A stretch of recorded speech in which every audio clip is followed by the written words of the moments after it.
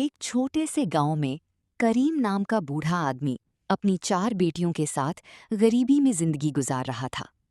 सुबह की हल्की रोशनी में करीम थकी हुई आंखों के साथ चारपाई से उठने की कोशिश करता है और उसकी बेटियां उसे सहारा देती हैं। सबा प्यार से स्टील के ग्लास में पानी लाकर करीम को देती है और कहती है, अब्बा, आराम से। रुखसार मिट्टी के चूल्हे पर चाय बना रही होती है और पूरा घर धुएं और गरीबी के एहसास से भरा होता है। मीना पुराने और टूटे हुए घर का फर्श साफ करते हुए चुपचाप अपनी जिंदगी के बारे में सोच रही होती है। छोटी नूर जंगल से सूखी लकड़ियां उठाकर लाती है। उसके छोटे कंधों पर जिम्मेदारी का बोझ साफ दिख रहा होता है। पूरा परिवार सूखी रोटी और थोड़ी सी चाय के साथ नाश्ता करता है, लेकिन सब एक दूसरे को देखकर मुस्कुराने की कोशिश करते हैं। करीम अपनी पुरानी लाठी लेकर मजदूरी के लिए घर से निकलता है और बेटियां उसे उदास आंखों से देखती रहती हैं। तेज धूप में करीम धीरे धीरे गांव की सड़क पर चल रहा होता है। उसका कमजोर बदन थकान से झुक चुका होता है। गांव के कुछ आदमी चाय की दुकान पर करीम का मजाक उड़ाते हैं और उसकी गरीबी पर हंसते हैं। करीम चुपचाप सब सुनता रहता है, लेकिन उसकी आंखों में दर्द और बेइज्जती साफ दिखाई देती है। सबा हैंडपंप के पास कपड़े धो रही होती है और उसके हाथों की मेहनत उसकी मजबूरी बयान कर रही होती है। रुखसार पुराने कपड़े सिलते हुए सपना देखती है कि एक दिन उसकी सिलाई से घर की हालत बदलेगी। मीना पेड़ के नीचे गांव के गरीब बच्चों को पढ़ा रही होती है और बच्चे उसकी बातें ध्यान से सुन रहे होते हैं। नूर जंगल के रास्ते से लकड़ियां जमा कर रही होती है और ढलते सूरज की रोशनी उसकी चेहरे पर पड़ रही होती है। करीम मजदूरी में भारी सीमेंट की बोरी उठाता है और उसका कमजोर बदन कांपने लगता है। काम करते वक्त करीम को तेज खांसी आती है, लेकिन आसपास के लोग उसकी तरफ ध्यान नहीं देते। करीम खेतों के पास बैठकर पसीना पोंछता है और अकेला आसमान की तरफ देखने लगता है। शाम को चारों बेटियां घर के बाहर करीम का इंतजार कर रही होती हैं।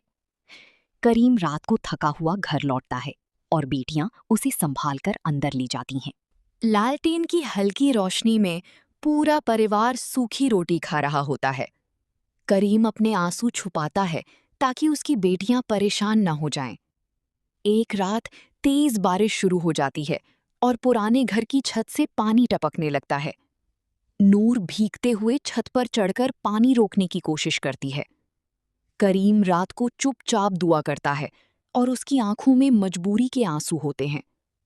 अगली सुबह करीम भीड़ भरे बाजार में काम ढूंढने की कोशिश करता है। एक अमीर जमींदार करीम को गुस्से से काम देने से मना कर देता है। करीम उदास दिल के साथ वापस मुड़ जाता है और उसकी लाठी मिट्टी में घिसटती रहती है। घर में नूर रो रही होती है और सबा उसे प्यार से चुप करवाती है। रुखसार रात भर कैंडल के पास बैठकर फटी कपड़े सिलती रहती है। मीना एक गरीब बच्चे को अल्फाबेट्स पढ़ाना सिखा रही होती है। नूर दूर के कुएं से भारी पानी की बाल्टी उठाकर लाती है। तेज धूप में काम करते करते करीम अचानक जमीन पर गिर पड़ता है। गांव वाले भागकर करीम के पास आते हैं और उसे उठाते हैं। चारों बेटियां रोते हुए करीम को घर लेकर आती हैं। करीम कमजोर हालत में चारपाई पर पड़ा होता है और बेटियां उसके पास रो रही होती हैं। गांव का डॉक्टर करीम को चेक करके उदासी से सर हिला देता है। सबा चुपचाप कोने में बैठकर आंसू पोंछ रही होती है। रुखसार करीम का हाथ पकड़कर उसे हिम्मत देने की कोशिश करती है। नूर रोते हुए कहती है, अब्बा, आप ही हमारी सबसे बड़ी दौलत हो। करीम कमजोर सी मुस्कान के साथ अपनी बेटियों को देखता है। रात को चारों बहनें मिलकर फैसला करती हैं कि अब वो मेहनत करके घर संभालेंगी। अगली सुबह सबा रोटियां बनाकर बेचने की तैयारी करती है। रुखसार नए और सुंदर कपड़े सिलना शुरू करती है। मीना घर के बाहर ब्लैक बोर्ड रखकर ट्यूशन क्लास शुरू करती है। नूर जंगल से फल जमा करती है ताकि बाजार में बेच सके। सबा शर्माते हुए बाजार में अपनी रोटियां बेचने लगती है। पहला ग्राहक सबा के हाथ का खाना खरीदता है और उसकी तारीफ करता है। रुखसार के सिले कपड़ों की गांव में तारीफ होने लगती है। मीना के पास और ज्यादा बच्चे पढ़ने के लिए आने लगते हैं। नूर बाजार में लकड़ियां बेचकर थोड़ी कमाई करती है और खुश हो जाती है। करीम चुपचाप अपनी बेटियों को मेहनत करते देखकर फख्र महसूस करता है। गांव वाले अब करीम की बेटियों की इज्जत से बात करने लगते हैं। बहुत दिनों बाद घर में अच्छा खाना बनता है और सब खुशी से खाते हैं।